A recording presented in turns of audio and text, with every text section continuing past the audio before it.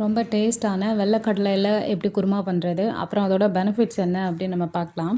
இதில் வந்து நிறைய புரோட்டீன் இருக்குது, ஹை ஃபைபர், விட்டமின்ஸ் அண்ட் மினரல்ஸ்லாம் நிறையவே இருக்குது. எப்படி பண்ணுறதுன்னு பார்க்கலாம். நைட்டே ஒரு 100 கிராம் அளவுக்கு இந்த ஒயிட் சன்னா நல்லா ஊற வச்சுட்டு காலையில் அதை நல்லா வாஷ் பண்ணி எடுத்து வச்சுக்கோங்க. இதை ஒன் பாட் ரெசிபியாக செய்கிறதுனால நம்ம ஸ்ட்ரெயிட்டாக குக்கர்லேயே பண்ண போகிறோம். 3 டேபிள் ஸ்பூன் அளவுக்கு எண்ணெய் விட்டுட்டு அதில் ஒரு ஸ்டார் பூ, ஏலக்காய், ஒரே ஒரு க்ளவ், அதுக்கப்புறம் ஒரு சின்ன பட்டை இது சேர்த்துட்டு நல்லா பொரிஞ்சதுக்கப்புறம் சீரகம், பச்சை மிளகாய், அப்புறம் வெங்காயம் சேர்த்து நல்லா வதக்கிடுங்க. இதை வதங்கினதுக்கப்புறம் இஞ்சி பூண்டு பேஸ்ட் போட்டு, அப்புறம் தக்காளி, கல் உப்பு, மஞ்சள் தூள் சேர்த்து தக்காளி நல்லா சாஃப்ட் ஆகட்டும்னு மூடி வச்சுடுங்க. இதை எடுக்கிறதுனால நம்மளுக்கு டைஜஷன் நல்லா ஸ்லோவாக இருக்கும். இந்த கடலை சாப்பிட்றதுனால அப்போ சீக்கிரம் பசிக்காது. வெயிட் மேனேஜ் பண்ணுறவங்கலாம் அடிக்கடிக்கு இதை எடுத்துக்கலாம்.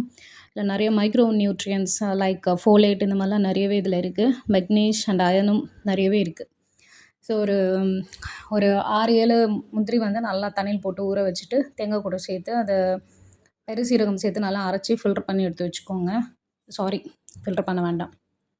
அந்த குக்கரில் வந்து இது நல்லா சாஃப்ட் ஆனதுக்கப்புறமா அது கூட வந்து ஒரு உருளைக்கிழங்கு சேர்த்துக்கோங்க. 2 ஸ்பூன் அளவுக்கு தனி மிளகாய் தூள், அதுக்கப்புறம் 2 டேபிள் ஸ்பூன் அளவுக்கு தனியா பொடி சேர்த்துட்டு ஒரு 3 நிமிஷம் அதை நல்லா எண்ணெயிலே வதக்கிக்கிட்டே இருங்க. அதுக்கப்புறமா அரைச்சி வச்ச பேஸ்ட் அதில் போட்டுட்டு தண்ணி விட்டு கலந்து நல்லா ஊற்றிடுங்க அதிலே. ஓகேவா? அதில் கரம் மசாலா சேர்த்து குக்கர் மூடி நல்லா விசில் அடிச்சுக்கோங்க.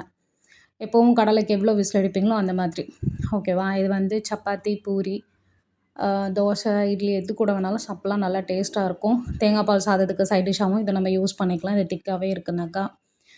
திக்காகவே இருக்குங்கிறதுனால நல்லா டேஸ்ட்டாக இருக்கும். ஓகேவா? இது கூடவே வந்து நெய் வந்து ஒரு 1 டேபிள் ஸ்பூன் அளவுக்கு சேர்த்துக்கோங்க. அப்புறம் கொத்தமல்லி சேர்த்துட்டு நீங்கள் வந்து சாப்பிடுங்க. டேஸ்ட்டாக இருக்கும். கண்டிப்பாக ட்ரை பண்ணுங்கள். Thank you.